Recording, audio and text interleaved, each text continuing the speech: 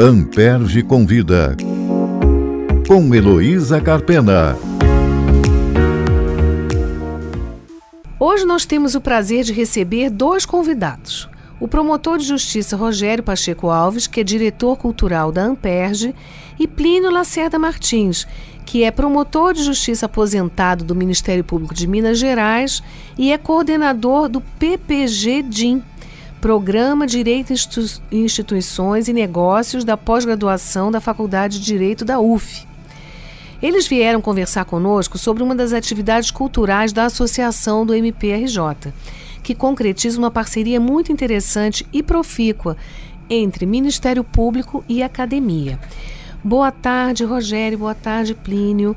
Muito obrigada por aceitar o nosso convite.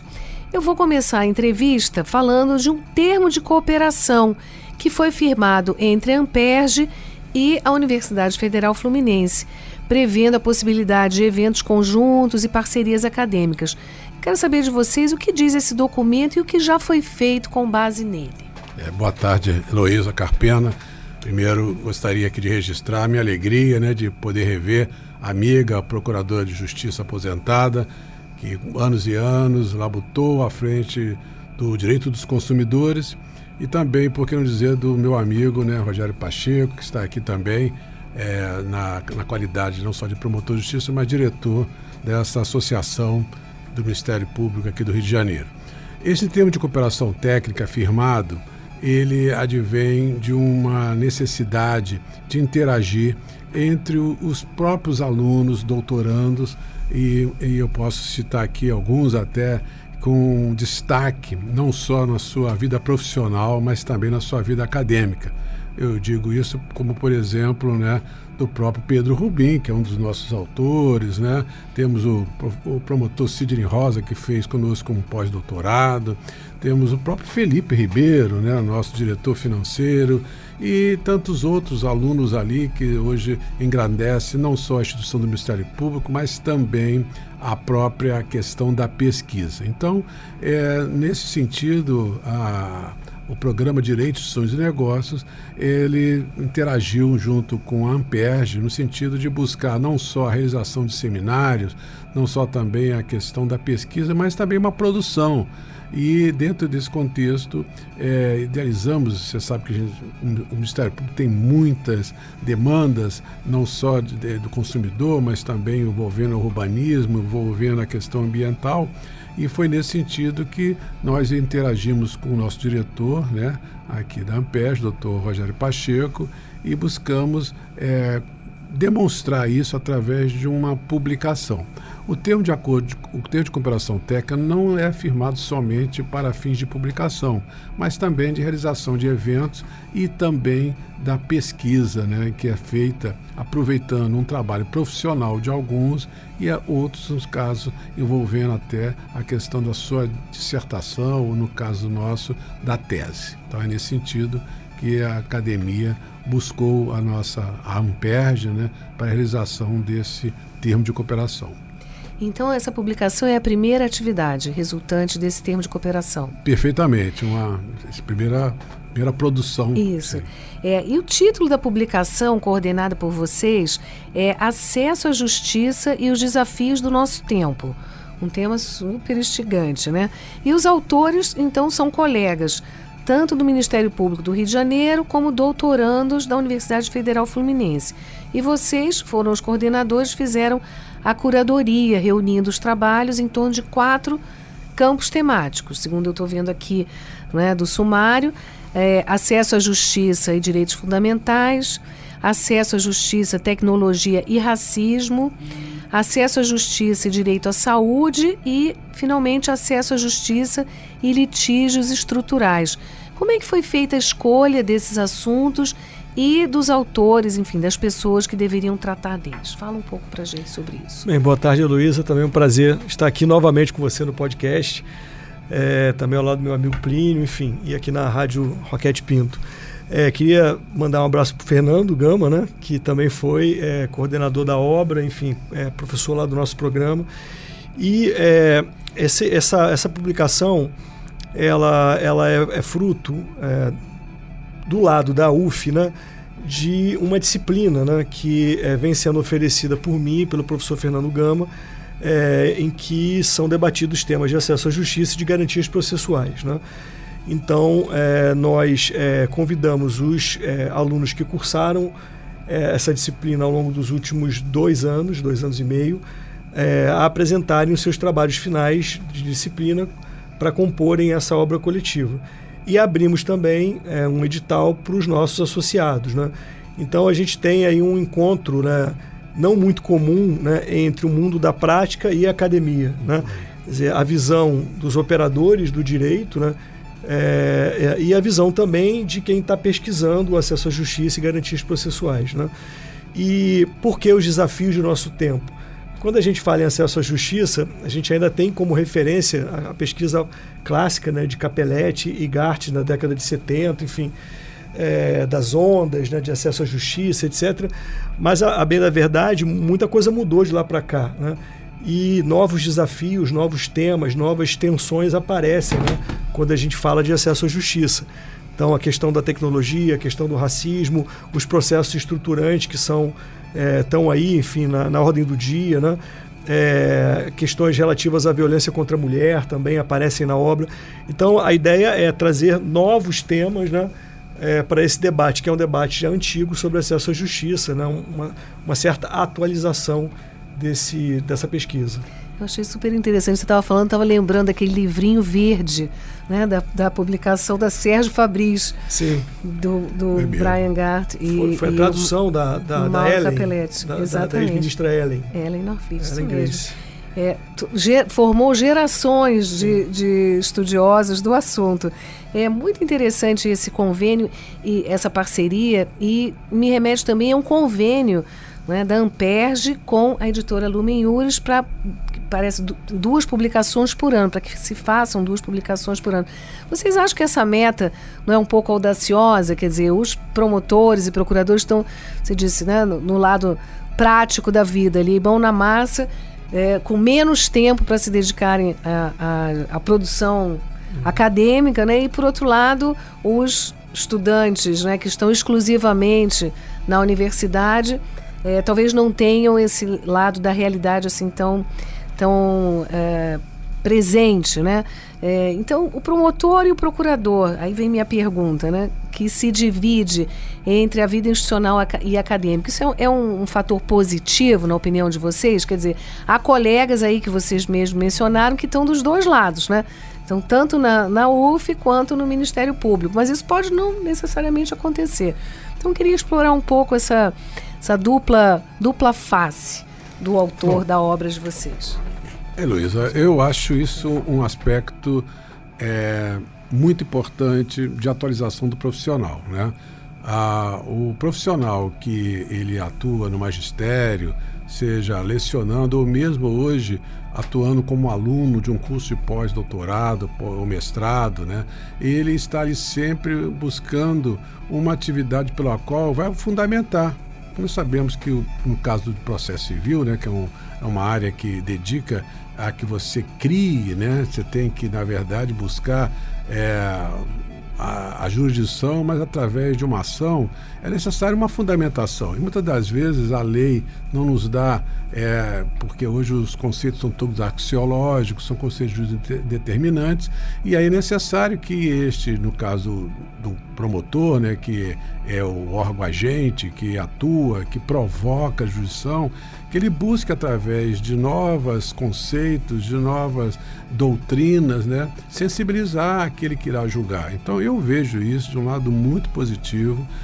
A gente vê, tem hora lá que tem, eu tenho visto dos alunos até do próprio Rogério, né, que eles incrementam e depois diz o seguinte: eu vou utilizar isso numa ação minha, uma ação coletiva, né? Então eu entendo que esse é um ponto muito interessante. Claro que é um desdobramento, claro, do profissional, né? Ele tem que se dedicar não só o lado das suas atividades ministeriais, mas também se dedicar à academia, estudar e preparar aula, se for o caso. Mas nesse contexto eu vejo que quem acaba lucrando, vamos dizer assim, é o próprio cidadão, que tem ali um um profissional de ponta, né? É o meu entendimento. Rogério, concorda? Acha que é positiva essa dupla vertente? Com certeza, concordo. E porque, na verdade, se a gente parar para pensar, né, o direito ele é um conjunto de práticas sociais, né? Então é necessário que você tenha, sim, um diálogo com os profissionais. Mas, por outro lado, né, esse fazer do direito, essas práticas, também precisam ser objeto de uma reflexão crítica, né, que é a contribuição que a academia pode dar. Então, de fato, eu acho que esse encontro entre a prática e a academia, o mundo, né, da prática e a academia, é um encontro perfeito.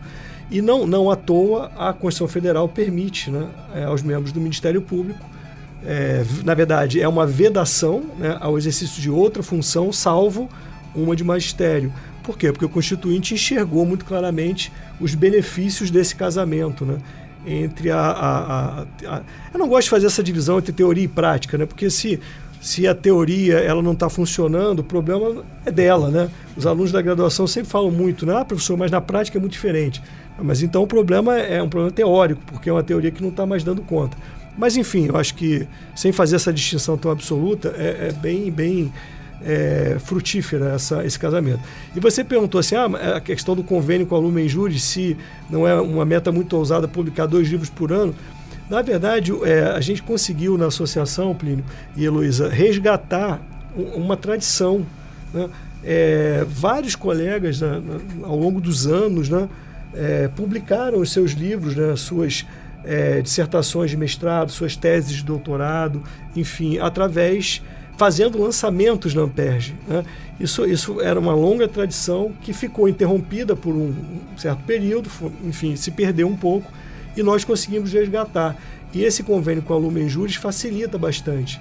Às vezes o colega tem uma pesquisa muito interessante, que fez no mestrado ou no doutorado, mas não encontra espaço para publicar, e a gente oferece, então, esse caminho. E já publicamos vários livros desde o início do convênio com a Lumen Juris.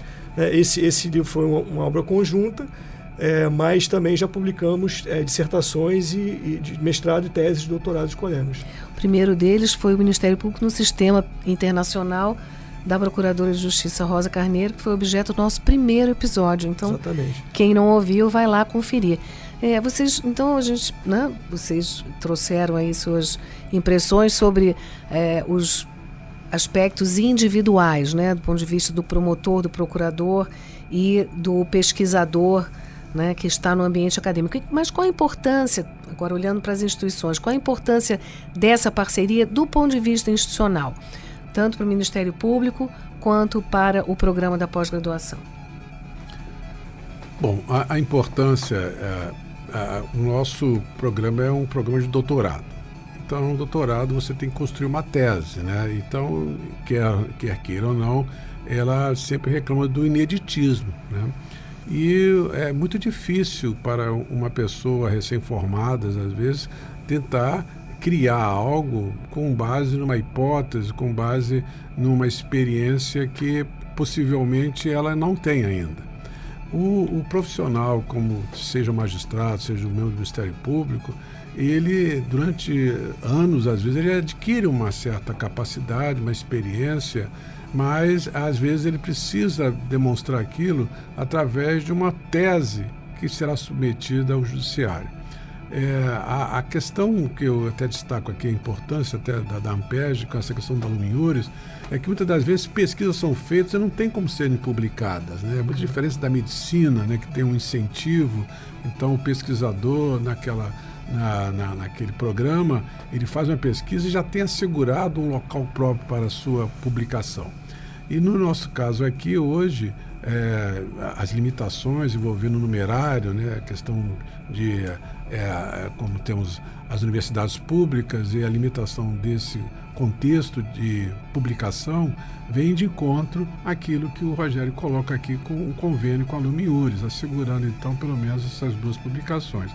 Então penso eu que essa ideia da instituição, seja do Ministério Público, seja de outra instituição, ela se encontra muito.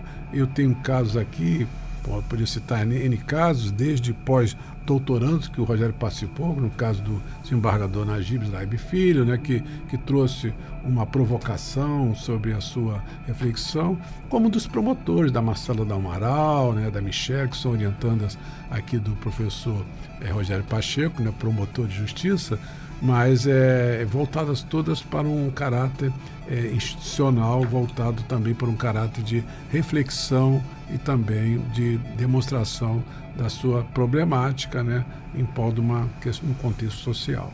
E para o Ministério Público? Então, eu acho que para o Ministério Público, para a associação, essa aproximação ela é fundamental, porque eu penso que no caso da associação e também do MP, a gente está falando de instituições que acabam ficando um pouco isoladas, né? Elas existem num universo muito restrito, né?